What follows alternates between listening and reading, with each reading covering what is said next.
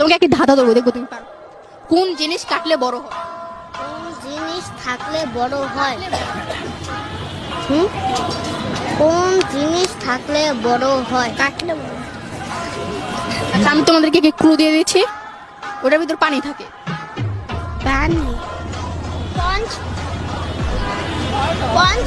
কি বললা? পঞ্চ না। বলছি যে আমাদের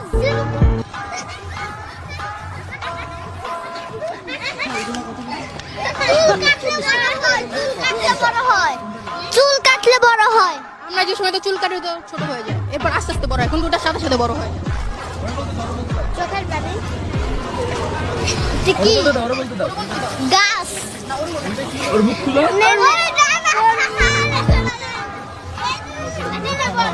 হ্যাঁ বলো, কি কাটলে বড় হয়?